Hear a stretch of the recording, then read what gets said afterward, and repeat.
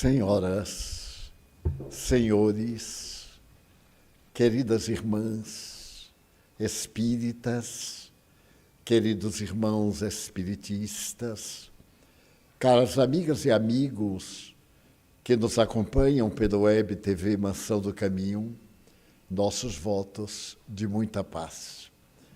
Celebramos nessa data momentos culminantes na historiografia sociológica dos dias que estamos vivendo. Antes, gostaríamos de referir-nos à senhora Iraci Campos, ao seu esposo, que nos visitam mais uma vez. Iraci e Clóvis são trabalhadores espíritas do Rio de Janeiro, dirigindo uma entidade veneranda, que também se chama Joana de Ângeles.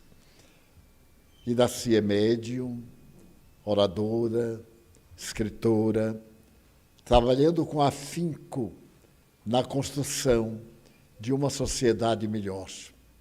É um exemplo do que pode a fé alicerçada na razão, na lógica, exigindo-nos um comportamento pessoal em torno da nossa crença de natureza espiritual.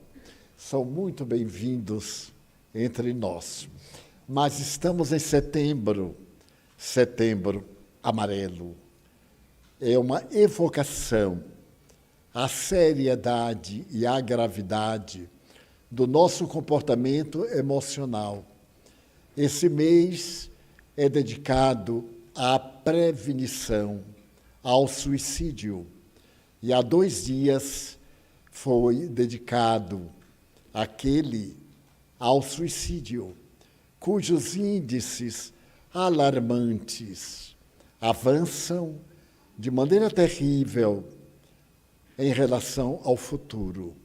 Em nosso seminário da quarta-feira, abordando o tema sobre depressão e ansiedade, fizemos uma ligeira referência ao estresse e ao estresse moderno, o estresse das redes sociais. A psicologia moderna descobriu mais uma patologia, a patologia das redes sociais. As pessoas estão vivendo quase em função de um noticiário mentiroso, ególatra, em que cada qual exibe as suas feridas de uma forma dourada, atraente, no prazer, no gozo de hoje e na tragédia de amanhã. E quase todos nós estamos sendo vitimados pelas redes sociais da internet. Passou a ser uma questão de vida ou de morte, o número de acessos, o número de visões e o número de vezes em que nós postamos os nossos tormentos disfarçados nas redes, que estão enriquecendo alguns de ilusão, porque não podem levar, vão deixar, e atormentando outros, que inclusive mudando de aparência física, porque detestam seu rosto, seu nariz, sua aparência, e desejam ser exemplos mortos de beleza, os bonecos do encantamento. Nós vemos que saímos da área da ciência profunda, de interpretar as origens do mundo, do universo, para as futilidades de haver comido uma bacalhoada na serra, ou de estarmos na residência de um amigo para um grande lanche de camarões, como se isso fosse fundamental para a vida. Mas nós estamos tão hipnotizados pela fuga da realidade, que estamos montando realidades para atender o nosso vazio existencial. Tudo isso é falta de idealismo. Um jovem querer ter a aparência de um boneco, só porque ele é fantástico. Uma outra jovem operar as costelas para ter a cintura de Barbie. Outra, operar os joelhos para aumentar a estatura. Essa estatura que vai desaparecer logo mais, porque o que são 30 anos, senão 30 fantasias que nós acalentamos e deixamos de viver a realidade do amor legítimo no lar, o afeto paterno, a carícia da maternidade. Estamos esquecendo deles, que nós substituímos por um computador especial para dar aos 3 anos ao nosso filho, programar uma viagem à Disney e estarmos diante do Rock in Rio, nestes dias de turbulência, ou pagar $40 mil por uma cadeira, hoje nos Estados Unidos, para podermos ver amanhã a etapa final de uma luta de tênis que está abalando os nervos da pessoa. Os ganhadores, que eu digam, a grande tenista negra americana e a sua irmã, que ganharam dezenas de campeonatos e que apresentam uma vida tormentosa na quadra, na Europa, nos Estados Unidos, e na vida pessoal, o desespero, a agonia e a fuga para a bola de tênis, porque não são capazes, alguns, de controlar a bola das próprias emoções. É um crepúsculo da sociedade dourado, lamentável. Quando Joana de Andes escreveu sobre a sombra junguiana, aquilo que Kardec chama as nossas más qualidades, as propensões para o lado equivocado da vida, ela nos acenou com a possibilidade que Jung não viu, a chamada sombra dourada. Essa tendência que temos mais para as sensações do que para as emoções são a nossa sombra, é o arquétipo passado, são os nossos erros, os tormentos psicológicos que teremos que vencer a golpes de esforço pessoal, no sentido emocional. Então, ela nos acena para superar esta sombra, que é o vazio existencial em muitos de nós.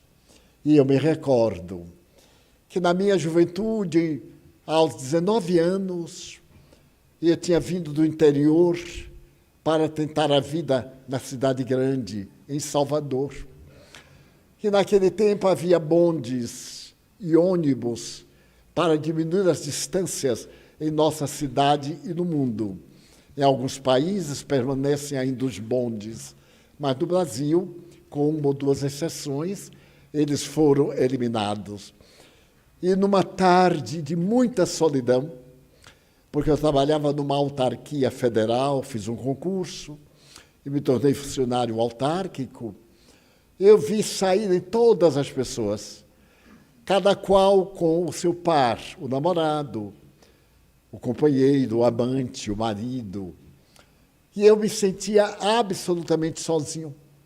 Não conhecia a ninguém na cidade de Salvador. Saí, então, 18 horas, uma tarde chuvosa, uma noite bem típica, e peguei o ônibus, ou melhor, o bonde. O bonde estava vazio. Morando na Cidade Baixa, acompanhei nos trilhos a voz dos metais no seu atrito. E então, eu senti a primeira crise existencial, lógica, pensante, e me perguntei, qual é o sentido da vida? O que é que eu estou fazendo aqui? As pessoas todas felizes, na minha observação apressada, e somente eu infeliz. O que é que eu espero? Na função, os aumentos viriam através do tempo. e quaisquer atividades que ultrapassassem os limites do cotidiano. Eu era um funcionário modesto, havia começado fazia pouco. E naquele vazio existencial, eu vi que não valia viver. Não havia outra perspectiva. Eu era espírita, isto é, tinha mediunidade, acreditava nos espíritos, mas não conhecia a filosofia da doutrina espírita. O objetivo da vida é amar. É isso que o Espiritismo diz. Mas eu achava que amava todo mundo. O povo é que não me amava. Ninguém me dava importância. Eu era mais pálido do que sou, mais magro, graças a Deus. Depois é que eu perdi o corpo de toureiro e fiquei com o corpo de toureiro aposentado. Quando os músculos descem e fazem este pneumático em torno da cintura, que não há ética, nem técnica, nem dieta que consiga dissolver essas enxúndias, como chamava a brasileira Raquel de Queiroz. Ela, se referindo à praia de Copacabana, esta cearense imortal da Academia Brasileira de Letras, mantinha na revista O Cruzeiro, última página, era uma crônica. E ela falava de que não havia nada mais ridículo do que desfilar pelas areias de Copacabana com as banhas, as enxúndias, esparramadas e amarradas dentro do maiô. Naquele tempo, o maiô, que era uma camisa de força. Agora, não, são apenas 2 lacinhos de fita para dar o toque de leveza. E eu nunca me esqueci das enxúndias. A primeira vez que eu fui ao Rio de Janeiro, foi a Copacabana. Passear por aquele passeio português de pedras portuguesas e desenhadas e ver no desfile não a garota de Ipanema, mas as velhotas da decadência, com as enxúndias penduradas. Então, esse é outro capítulo. Mas então, eu bem jovem, o mundo sorria para mim, quando de repente, já bom dia, mais ou menos o largo de Roma, eu olhei com mais cuidado e à frente havia uma passageira, uma senhora modesta, uma baiana negra, vestida a caráter, inclusive com o tosso baiano muito bonito. E eu digo, meu Deus, como é que eu estou neste bonde há mais de 20 minutos e não vi, senão agora, nesse momento, aquela senhora muito modesta e muito rica, olhou para trás e sorriu para mim. Faltavam-lhe alguns dentes, mas o sorriso era lindo. Ela não sorria com os lábios, o rosto sorria. E na minha imaginação, eu parecia ver o rosto de uma atriz maravilhosa, linda. Eu digo, mas ela não é tão linda assim. E fiquei na dúvida da minha projeção e da realidade. Ela, então, quando o bonde parou, ela disse para mim assim, senhorzinho, era uma expressão muito baiana, venha para cá. Eu, então, levantei e fui até ela. Ela disse, sente aqui ao meu lado.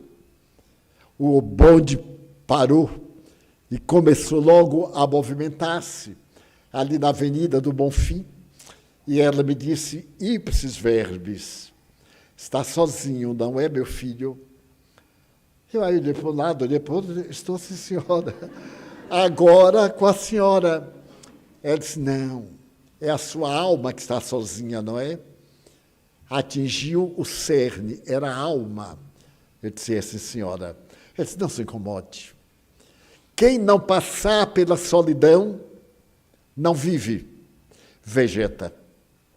Eu achei para aquela senhora uma frase, e tanta, eu gostava de literatura, memorizava frases célebres, e aquela mulher me dizer uma coisa dessa tão profunda, não vive, vegeta, porque a solidão é o adubo da prosperidade. Eu digo, nossa, ela deve ser alguma literata disfarçada. Olhei bem para aquele rosto meio murcho e ela disse, eu sou média. Eu disse, o que será? Eu sabia o que era médium, mas média aritmética? Ela sorriu e disse, está admirado, né, meu filho? É que eu também vejo os mortos.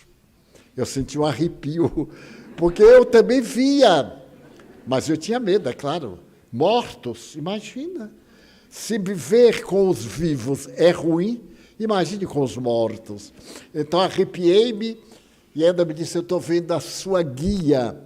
Era uma palavra também estranha, porque não é a guia, é o guia.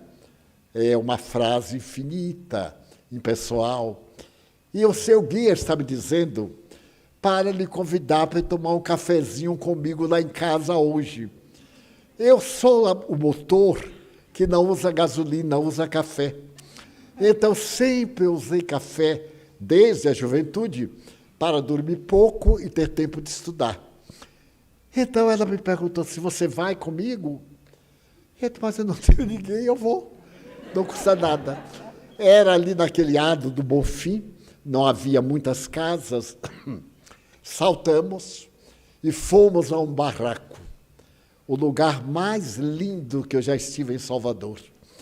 Aquele barraco de sopapo, de barro, de paus afinco. E ela puxou um banco, pegou um coador que algum dia foi branco, agora era marrom, e pegou algo que algum dia fora café, e já havia sido lavado, relavado, agora parecia mais qualquer pó de qualquer coisa, mesmo de café, e coou algo que saiu um pouquinho escuro na água. E ela disse, isso é o café, porque tem um mês que eu estou usando o mesmo pó. Então eu tomei um café especial que ninguém tomou aqui. Mas o que havia notável era ela em si mesma. E ela me disse assim, quer ser meu amigo? Eu disse, quero, sim, senhora. Eu não tenho nenhum amigo e quero ter um amigo. Ela me disse, você é ingrato. Você crê em Deus? Ah, creio. Ele é seu amigo.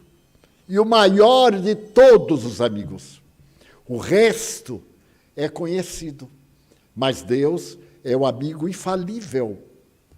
Eu vi que estava diante de uma pessoa sábia. Você crê em Jesus? Sim, senhora. Então, 2 amigos. Os melhores do mundo. E eu me dei conta. Como é que eu fazia isso com meus melhores amigos? Aquele que me criou. Aquele que me dava a alegria de viver. Que me sustentava. E ela perguntou assim, e você crê nesse vulto que lhe acompanha e que chama o Espírito Amigo? Eu fiquei surpreso. Como aquela mulher podia saber? Ele disse, porque eu estou vendo aí ao seu lado. E esse vulto, que é a sua guia, está me dizendo para eu ser sua amiga, porque eu estou com pouco tempo aqui na Terra, meu filho. Mas eu quero deixar a minha presença viva no seu coração.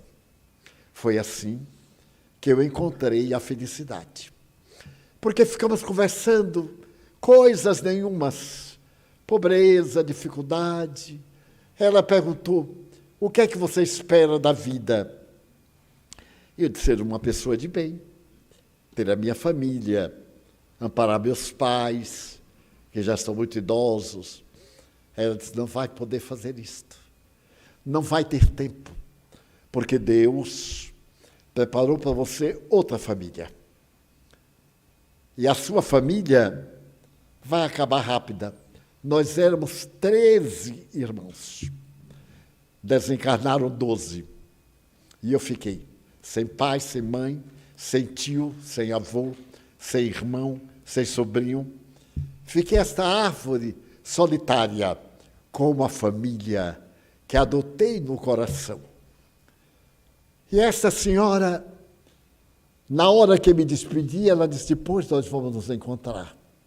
E eu vim do Bonfim até Roma, caminhando na chuva, pensando naquela família que ela disse que eu ia ter. Até que A partir de então, encontrávamos todos os dias, 18 horas. Ela vendia acarajé no elevador e marcávamos o lugar do encontro. Eu esperava quando ela vinha, entrava no bonde. E quando ela estava para morrer nos meus braços, porque também ela não tinha a ninguém, ela me disse assim: toda vez que o senhor veja uma pessoa muito infeliz, ofereça pelo menos um sorriso e se lembrará de mim. Aí nasceu a caravana Alta de Souza, porque o bairro do Uruguai, aqui em Salvador, no princípio, a cidade do Salvador não tinha a península de Tapajipe. A península era uma ilha. E à medida que a cidade foi crescendo, naquele intervalo entre a ilha e o continente, foi jogando lixo. E o depósito de lixo ficou ali na calçada, na parte que invadia o mar. A lama, até hoje, é de tal altura, quase 2 metros, que crianças caíam no lamaçal e morriam afogadas dentro da lama. As casas de pau a pique eram ligadas por pontes penseis, uma tábua, uma corda, quando havia, ou então atravessar mesmo na lama. E depois que essa senhora se foi, eu fui visitar aquele lugar que eu sabia haver tanto sofrimento. Mas a esse tempo, eu já tinha vários amigos, porque havíamos criado o Centro Espírita Caminho da Redenção, conforme narramos nos últimos dias. E uma família, Figueiredo, 3 irmãos, senhor Arnaldo, a professora Isaura e a sua irmã Aline, uma grande médium, foram comigo para visitar. E nós levamos um pacote de balas para dar às crianças na rua. Enquanto estávamos ali, apareceu-me um espírito de uma jovem morena, de 25 anos, mais ou menos, e ela me disse: eu sou tua amiga. Nós vivemos juntos no período de 1492, quando Cristóvão Colombo partiu do porto de Palos com os 3 navios, Santa Maria, Pinta e Nina. Eu fiquei em Espanha, porque eu era casada com ele. O meu nome de então era Felipa Perestrelo. Eu não sabia quem era. E desde lá que eu venho acompanhando a trajetória de Cristóbal Colón. Foi assim que eu vim a conhecer, aqui do Brasil, a grande poetisa Alta de Souza. Ela é potiguar, do Rio Grande do Norte, de uma cidade muito pequena, próxima, uns 10 quilômetros. E me contou a sua vida. Contou-me a sua vida de poeta, e ela é, na literatura brasileira, considerada a maior poeta que o Brasil teve. Basta dizer que ela publicou apenas um livro, que se chama Horto. Mas como era morena e havia preconceito, seu livro foi publicado em Paris. Primeiro, ela triunfou em Paris, na língua francesa. Depois o livro foi publicado no Brasil e até hoje, na literatura, segundo os seus melhores críticos, é incomparável. Horto. Em 1948, eu fui conhecer Chico Xavier. E na noite seguinte ao nosso encontro em Belo Horizonte, ele recebeu para mim um poema intitulado Agora, ditado por Alta de Souza. Mais tarde, quando nós já tínhamos a Mansão do Caminho, e eu encontrei uma criança numa lata de lixo, como eu já narrei, fui registrá-la como filho biológico, Eu não sabia que nome eu dava à mãe. Porque o notário perguntava, como é o nome da mãe? Eu digo, não sei. E o velhote ria e me dizia, mas é impossível, eu tenho que saber. A mulher pode saber pode não saber quem é o pai, mas o pai tem que saber quem é a mãe. Eu digo, meu Deus, eu vou botar o nome da diretora da mansão, Dona Isaura. Mas Dona Isaura tinha 80 anos. Pai está tendo uma criança negra, ela era de olhos verdes, branquérrima. Aí aparece novamente Alta de Souza e diz assim, ponha meu nome. Você lembra que eu morri em 1901? Não tem perigo nenhum. Então passou a ser a mãe dos meus filhos. O notário era um desses velhotes muito pudicos, naquele tempo havia muito pudor, e disse, por que você está com vergonha de dizer o nome da mãe? Eu disse, porque eu nunca perguntei o nome dela. Foi cômico, para vocês verem como a vida é. Daí a pouco eu achei uma criança, uma menina, e corri para registrar, porque estava em uma situação lamentável, num banco de jardim, lá no Largo dos Mares. Eu soube, fui buscá-la. E o notário me disse, de novo, sou muito jovem. Ele disse, mas tem apenas 7 meses. Como é que pode? A mãe é a mesma? Eu digo, sim, eu sou espírita, eu sou fiel. Ele disse, mas tem 7 meses. Eu digo, é prematura, meu senhor. O que é que eu vou fazer? Aí eu coloquei o nome da menina Alta de Souza, que já me deu bisneto. Imagina.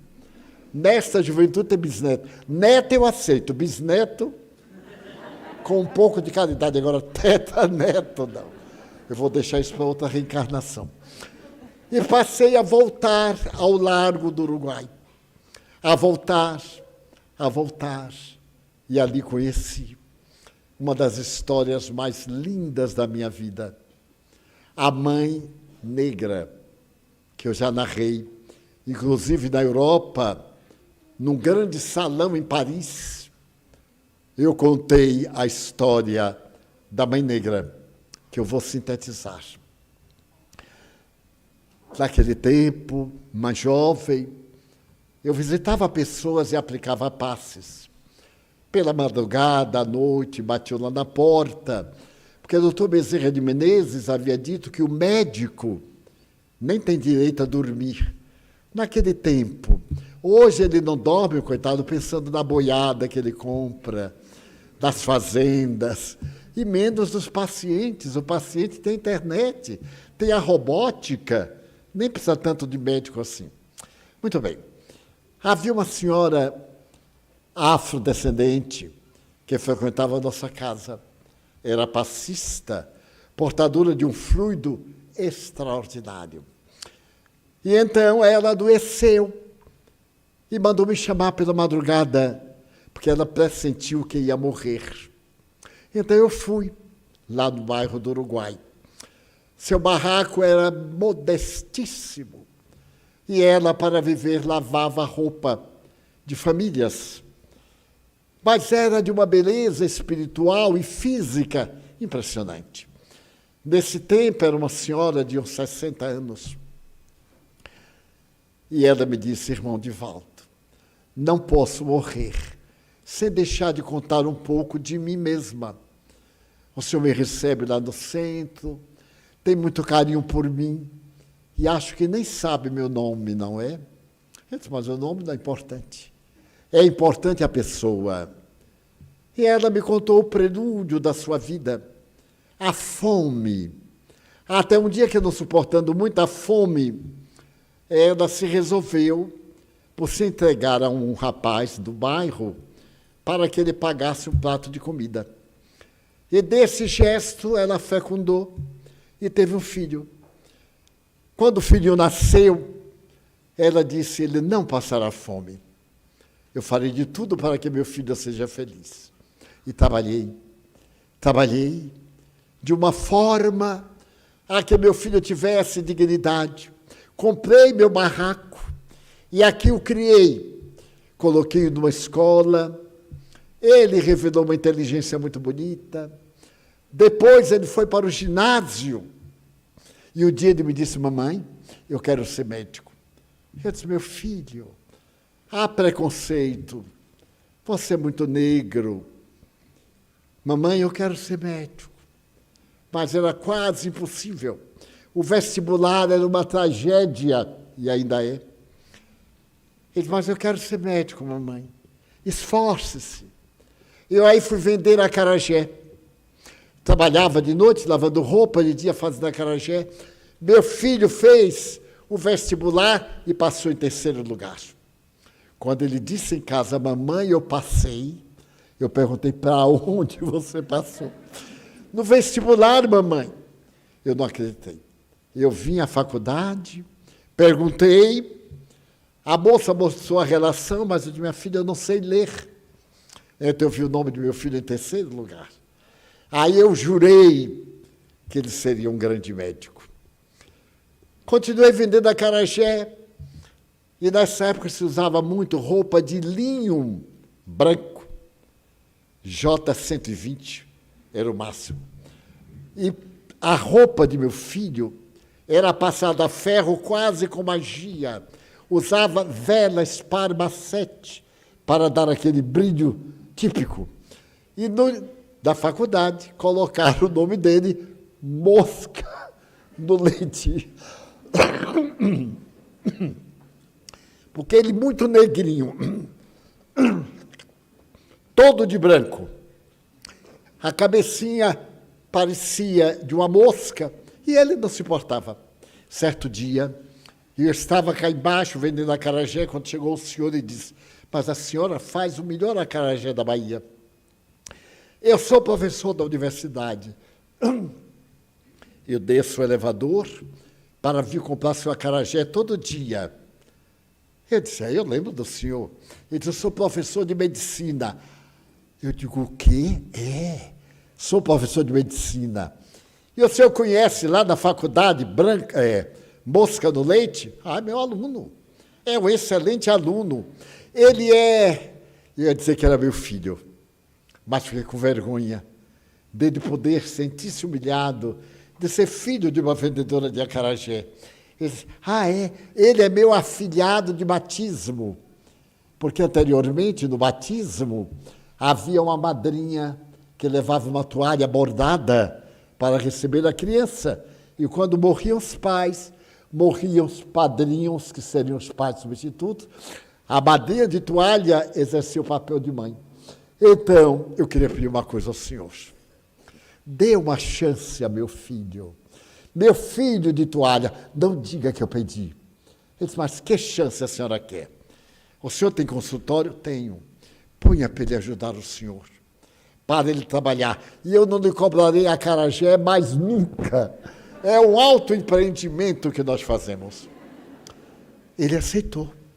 E meu filho passou a frequentar o consultório e chegava em casa, nós éramos muito felizes. Chegou a época da formatura. Irmão Divaldo, naquele tempo se usava anel da profissão. E o anel do médico era uma esmeralda verde. Do professor primário era um rubim vermelho. Eu já tive anel de rubim. Hoje a gente tem vergonha de usar qualquer coisa. Muito bem. Eu comprei a prestação ali na Rua da Misericórdia, numa joalheria, e escondi para dar a meu filho. Chegou o mês da formatura e ele dizia, meu Deus, eu tenho que ir a meu filho enfrentar a sociedade ali no terreiro de Jesus, na Faculdade de Medicina. Então eu mandei fazer um vestido de seda lamé, vermelha. Você imagine uma negra como eu, de vermelho, um laçarote desse tamanho e uma flor amarela aqui no peito. E agora faltava só o sapato. E a mulher na loja disse assim, tem que ir de sapato alto, porque de sapato baixo fica feio. A senhora já calçou sapato alto na sua vida? Não. Então compre 2 pares, um para treinar e o outro para o dia. Aí eu comprei 2 pares. Quando eu me via naquelas pernas de pau, caí muitas vezes. Mas treinei o mês que era para no dia desfilar, quando chamasse meu filho de braço dado, olhar para aquela gente toda, era meu filho. E ele ia dizer, prometo, colocar o dedo para enfiar o anel. Ah, irmão Divaldo, meu filho era um anjo. Chegaram as vésperas, 3 dias antes. Eu mandei espichar o cabelo, porque antes espichava a ferro em brasa. Porque cabelo é uma tragédia. A gente sempre nasce com cabelo que não gostaria de ter. Quem tem liso vai encaracolar, quem tem encaracolado vai espichar. Quem tem curto vai botar um aplique, quem tem longo vai cortar. É uma coisa impressionante. E o cabelo é a moldura da cara da gente. É a nossa felicidade ou desdita. Então eu espichei a ferro, olhei do espelho, fiquei aquela coisa horrível. Quando eu botei o vestido aqui assim, eu era uma deusa. E à véspera, meu filho chegou à porta, eu estava me ajeitando, e ele disse, mamãe, eu tenho 2 pedidos a lhe fazer. Primeiro, eu quero lhe dizer que eu vou me mudar daqui do barraco. Porque eu estou noivo, mamãe. Eu não quis lhe contar para não lhe assustar. Eu estou noivo da filha do meu mestre. Apaixonamos-nos. Eu, com este tom, e ela, loura. É um paradoxo. Mas ela gosta de mim, o que é que eu vou fazer? Então, o meu professor vai me oferecer a sua clínica na Avenida 7. E um apartamento que ele tem na sua casa vai ser para nós. Então, mamãe, não fiquei triste de não ter avisado, mas eu fiquei. Por que meu filho não me disse? Isso é tão importante na vida. É que ele tinha vergonha de mim. Eu não sabia. Não imaginava que ele pudesse sentir-se envergonhado de ser filho de uma lavadora de roupa, ou lavadeira, de uma vendedora de acarajé. Eu sorri e disse, meu filho, muito bem. A outra coisa, mamãe, eu gostaria de pedir para a senhora não ir amanhã à minha formatura. Irmão Divaldo, eu não sei como eu não morri. Eu estava de costas para ele, no espelho, eu me voltei, e ele disse assim, friamente, mamãe, nós somos pobres, estará o que há de melhor da cidade na formatura. Eu tenho medo que você faça alguma coisa, que sorriam. Então a minha noiva irá comigo. Eu disse, muito bem, meu filho, você me dá um grande alívio. Eu também estava com medo. E olhava para meu filho, isso ela morrendo e me contando.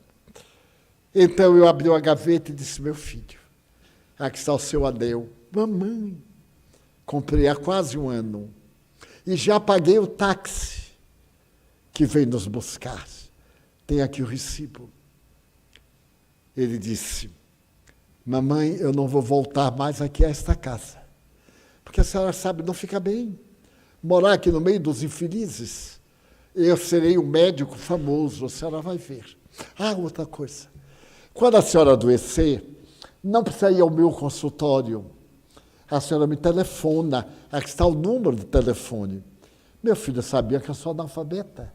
Eu olhei e disse, fique tranquilo, meu filho. Então, mamãe, quando você adoecer, não se incomode, eu vou ao posto de saúde. Porque pobre tem bronquite, diarreia, e você está acostumado. Meu filho, tinha vergonha que eu fosse ao seu consultório para que os ricos não me vissem.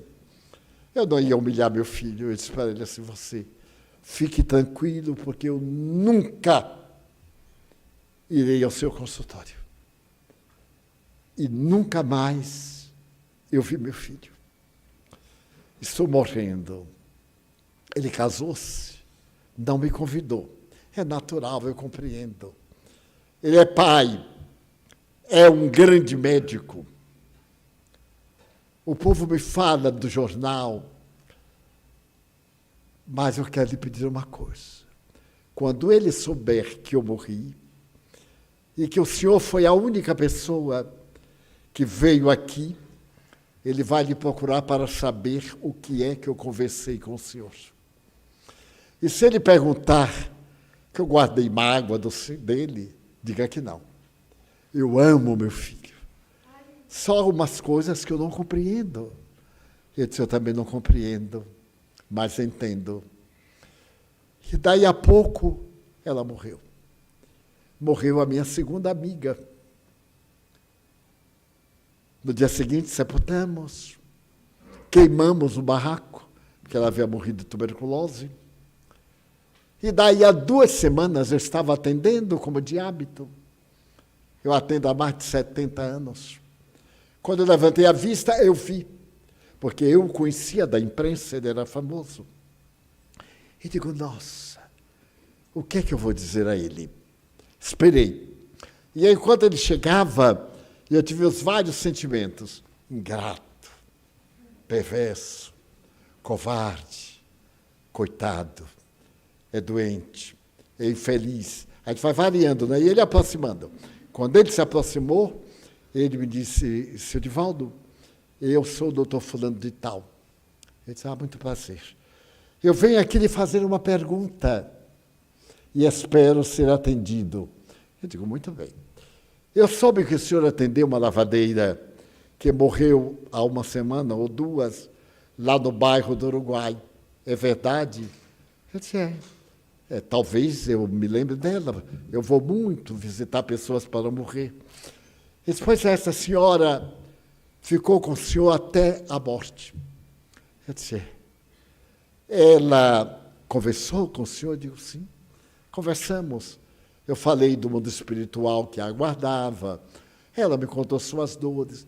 Ela lhe falou que teve um filho ou teve alguém? Eu disse, não exatamente. Já que ele não queria ser filho, eu acho, não. Mas ela não lhe falou nada a respeito da família? Eu disse, não, ela não tinha família. Mas não tinha ninguém, pelo menos que eu saiba, não. Agora eu gostaria de saber do senhor o que é que ela lhe falou. Eu disse, doutor, não vai saber. Porque para mim é um confessionário. Eu nunca relatei a ninguém o que as pessoas me contam. Porque me abre sua alma. E eu tenho o dever de respeitar a alma. Então, eu não direi, mas, senhor Divaldo, eu digo, o senhor contaria o diagnóstico de câncer de uma cliente a qualquer pessoa? Ele disse, qualquer pessoa? Eu digo, o senhor, para mim, é qualquer pessoa. É uma pessoa que apareceu aqui agora e que vai embora. Não tem nenhuma credencial para dar ao senhor o valor que o senhor se atribui. Aí aproveitei. Eu digo, eu vou matá-lo de remorso. Ele vai, com todo amor, é claro, né? Suavemente. Ele disse, mas, senhor Divaldo, se eu lhe disser que eu necessito, eu digo que vai morrer necessitando. O senhor é filho dela? Não. É sobrinho? É neto? É parente? Não. Não vejo porquê inusitado. É porque há um segredo que eu preciso saber se essa mulher revelou a alguém. Eu digo, vai ter que consultar muita gente, porque de mim você não vai colher nenhuma informação. Ele ficou violento, disse umas coisas bárbaras, mas não me afeta e foi embora. Aí eu digo assim, ele volta, porque ninguém aguenta a ansiedade. Daí 1 mês, mais ou menos, ele na fila. Aí eu já não achei que ele era antipático. Eu disse, olha, ele é até bonitão, viu? É assim um tipo diamante negro. Então. Quando ele chegou, ele disse, olha, senhor, me desculpe, eu estava muito nervoso. Eu digo, não, eu sei, eu entendo. Mas como era que ela se chamava, seu Divaldo? Eu digo, olha, eu não tenho certeza. Porque nós falamos tanto que eu não perguntei o nome, me esqueci. Para mim o nome não é importante. Era dona... Aí disse o nome. Eu digo, eu acho que era. E ela lhe falou muito da vida íntima. Eu digo, não, da íntima não, falou da vida comum. E ela lhe falou a respeito dos familiares. E eu vi que as lágrimas estavam para descer. Eu disse, não, nunca me falou da família. Por que o senhor tem tanto interesse? Porque eu sou o filho dela. Eu disse, agora muda totalmente. Sua mãe pegou nas minhas mãos e me disse, meu filho vai lhe procurar. Diga, meu filho, que eu o amo muito. Ele foi o anjo bom que Deus colocou na minha vida. Promete? Eu digo, prometo. Mas se ele não disser que é seu filho, ele não vai achar nenhuma palavra de conforto. Porque o mal é o mal. Então ele disse, Edivaldo, eu maltratei o que pude minha mãe. Eu disse, não. Para ela foi um resgate sublime. A dor de ontem é uma bênção de hoje. O senhor foi um filho bom. Atendeu às aparências terrestres. É famoso.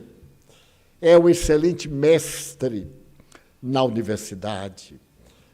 É muito conhecido. Então eu tenho um grande respeito pelo senhor. Ainda mais agora que o senhor lembra dessa mulher incomum, que é a sua mãezinha. Então eu a vi entrar. Acreditem se quiser, não faz diferença. Parecia uma rainha, no apogeu, com uma veste de gola escocesa, aquela gola alta que os príncipes espanhóis e os das Ilhas Britânicas usaram muito. Apareceu aquele ser, acercou-se-me, sorriu e perguntou, sabe quem sou? Eu digo, não há dúvida, é a mãe do nosso médico. Ele disse, pois é, Edivaldo.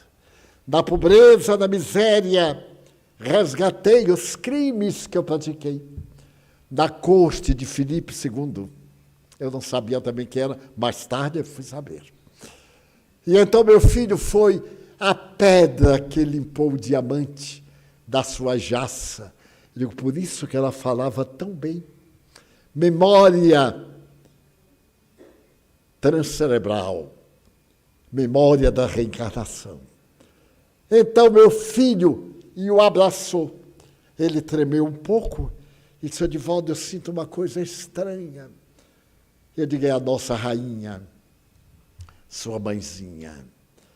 O senhor foi o anjo que ajudou a lapidar-se. Como é que eu posso refazer? Eu digo, há coisas que nós não refazemos. Sobre os escombros, nós construímos novas edificações. O senhor a ama? Ele disse, muito. O senhor não faz ideia de quanto. Só me perguntava por que Deus me fez nascer na raça negra e pobre e sentia a compensação da carícia de minha mãe. Eu digo, gostaria de fazer algo pela memória dela. O que posso fazer? Eu digo, vai lá, na casinha dela, e ali faremos uma clínica para o senhor, pelo menos uma vez de semana, atender aqueles que o acolheram em homenagem à sua mãe angelical. E ele disse, o senhor iria comigo? Mas é lógico. Eu conheço muito o bairro, criamos um centro espírita dentro do bairro, temos muitos amigos. E ele construiu uma clínica. E toda quinta-feira ele passava o dia inteiro atendendo as pessoas dali do bairro. Quantos anos se passaram? A Caravana Alta de Souza era um grupo de senhoras que nós organizamos para atender o bairro. Dona Otília Gonçalves, uma senhora notável, que foi a primeira diretora da Mansão do Caminho, e morreu nos meus braços. Nós estávamos conversando no dia 20 de dezembro de 1952, e ela disse assim, estou sentindo uma coisa como uma indigestão. Me corre pelo braço, ela deu um grito e caiu morta. Era uma senhora pesada, eu arrastei, levei até a cama, perplexo. Eu não sabia o que fazer. Estava com 25 anos. O marido dela, que era cardíaco, ouviu o grito, me chamou e disse, o que foi, Edivaldo? Dona Otília, acaba de morrer. Eu digo, ele vai morrer também. Ele levou a mão ao peito e eu digo, venha, seu Gonçalves. E aí eu tive que sufocar as minhas lágrimas diante dela. E ela deixou uma filha única, que a substituiu na direção da caravana Alta de Souza por mais de 50 anos, que transformou aqui nossa casa, a casa dos infelizes, hoje, daqui do Pau da Lima. São 1000 famílias, sob as bênçãos de Alta de Souza, que os senhores e que os caros amigos telespectadores da internet nos ajudam a manter. Há 74 anos, levando pão, mas também a palavra de luz, porque não é dar a comida, é libertar a alma da pobreza, da miséria. Nós não somos um corpo com alma, nós somos uma alma com um corpo. O corpo é transitório, a alma é permanente. E durante todo esse período, a caravana tem atendido os casos de maior sofrimento do nosso bairro, porque atendemos as avós, os netinhos nas escolas, as mães nas várias artes, nos vários trabalhos de costura, nas atividades domésticas, no socorro às necessidades morais. Agora, com atendimento também jurídico, nós somos o Departamento da Justiça Baiana, nós temos um setor para atender pequenos casos, resolvem-se aqui com um jovem espírita que renasceu para servir, o nosso Marcel Mariani. Então, a doutrina espírita é essa luz. Quando foi escrita a primeira biografia do Buda, o autor procurou um título para o livro. Siddhartha Gautama era um príncipe, e ele escreveu assim: para que possam entender a grandeza do meu biografado, eu chamo o Sol da Ásia. E esta biografia, que é clássica, de Siddhartha Gautama, elege-o como o Sol da Ásia. O Espiritismo é o Sol do mundo. A presença de Jesus na caridade. A caridade é o nosso exercício de mediunidade, porque não apenas damos o farnel, como chamamos, a cesta básica, visitamos, aplicamos passe, educamos, para que sejam cidadãos os seus filhos, os seus netos, para que a miséria seja menos doída, nesse trabalho admirável, que é a caravana, que atende 3 vezes por semana, fazendo as distribuições. Então, nesse ínterim, há 50 anos, eu me lembrei muito daquela senhora do bonde, nunca esqueci. Ela me aparece até hoje. E ela me disse que a beleza da vida era nesses convites. Então, Joana de Anjos escreveu este livro, Convites da Vida. São 60 histórias a respeito dos problemas, das dificuldades, dos desafios existenciais. Esse livro eu escrevi pelas madrugadas. Não tinha tempo. Trabalhava 8 horas, todas as noites, atividades doutrinárias. Meus pais vieram morar comigo.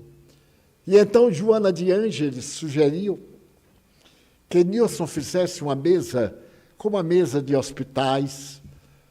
E como eu tinha muita insônia e dificuldade para dormir, ela me disse assim, ela e um outro espírito chamado Ignotus: meu filho, você já dá as suas horas normais, agora você vai trabalhar dormindo, porque eu virei escrever e você estará dormindo. Então, se demora 2, 3 horas até adormecer. Agora, quando nós chegarmos, você vai dormir, porque nós hipnotizamos e escrevemos. Em cima daquela mesa, assim, na cama, com um travesseirão atrás, eu colocava os papéis, os lápis, naquele tempo de lápis, e então ela vinha e escrevia. No outro dia, Ignotos escrevia também um fato do cotidiano. E quando esse livro ficou pronto, ela disse, são os convites da vida que você está lançando ao mundo em nome de Deus, o nosso grande anfitrião. Hoje, ele faz 50 anos que nós publicamos a obra. Está com vestidos novos e estão já distribuídos aproximadamente 45.800 exemplares. Se alguém interessar, nós temos ali alguns exemplares, alguns da livraria. É uma lembrança para ver o sentido da vida. Aqui são 60 convites. Eu tenho certeza que muita gente vai aceitar todos 60. Mas se aceitar um e seguir, será muito bom para todos nós. Aliás, eu mandei perguntar qual era o preço, porque é necessário. E mandaram me dizer que eram R$42. Eu digo, 42 é um número assim, muito antipático. Hoje, na data máxima do lançamento, deveria ser 50. Não, nós baixamos para 40. Onde é que a gente vai achar R$2? Nem mais no outro mundo. Há quem interessa, portanto, essa grande vantagem de um preço mais baixo, porque a partir de amanhã sobe para 42. Então, que os convites da vida nos deem alegria e esse vazio desapareça. Vamos preencher de esperança. Arranjemos uma ideia. Será possível fazer um mundo melhor? Eu encontrei na Índia uma criança, que eu já contei, Tamil. E ele me disse, leve-me com você. Eu digo, não posso, Tamil. As leis. E esse Tamil a quem eu dei o Evangelho segundo o Espiritismo tinha 6 anos. Sujo. Eu digo, meu filho, você toma banho? Tomo. Você toma banho? Porque eu olhei assim, não tinha nenhum lugar banhado. Ele disse, eu tomo banho nos símbolos principais. Norte, sul, leste, oeste. Ele foi a uma professora aposentada, a doutora Gupta, pediu para que ela lesse o livro que eu dei para ele, o Evangelho segundo o Espiritismo. E há 6 anos em Londres, na Universidade de Londres, eu terminava uma palestra com meu filho, Dr. Tamil, fazendo pós-graduação em Oxford, para poder se dedicar a atender os seus irmãos de rua da cidade de Varanasi, a veneranda capital da Índia. Vale a pena semear. Semeemos boas palavras, ternuras, e os tamis virão depois. As rainhas do amor virão depois. E a nossa vida terá sentido. Que o sentido da nossa vida seja amar. Mas como é dia hoje de passes, vamos permitir que os botões de esperança desabrochem em nós, agora na fase final do nosso trabalho. Vamos orar e pedir aos passistas para que tomem os seus lugares.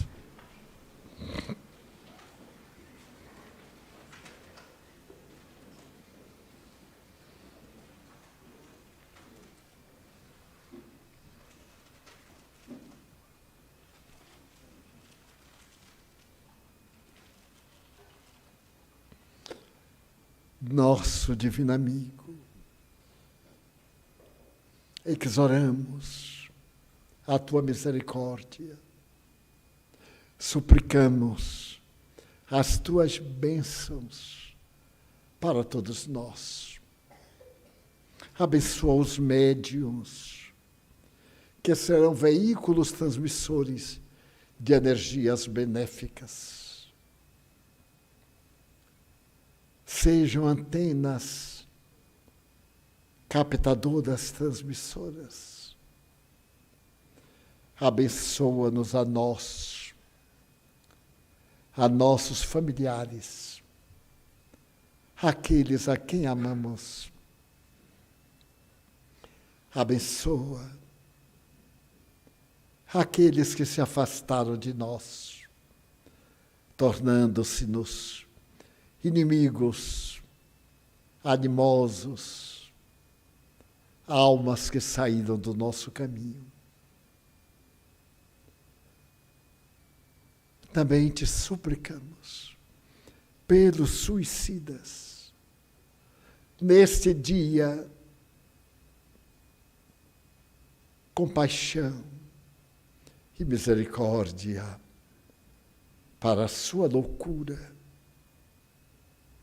Ampara-os, Mãe Santíssima, que visitas as regiões infernais para resgatar-lhes as vítimas. Ó Senhor, pelos enfermos, portadores de mazelas causticantes e dolorosas. Aqueles que se comprazem no mal, pelo nosso governo, para que nas eleições a liberdade de pensamento e ação não seja coartada pelos maus e possamos eleger a quem nos aprouver, cumprindo o nosso dever de cidadania. Jesus amigo, nós te pedimos, pelos espíritos que perturbam, que levam à obsessão, e pelos doentes que estejam aqui entre nós, a fim de que saiamos renovados e felizes.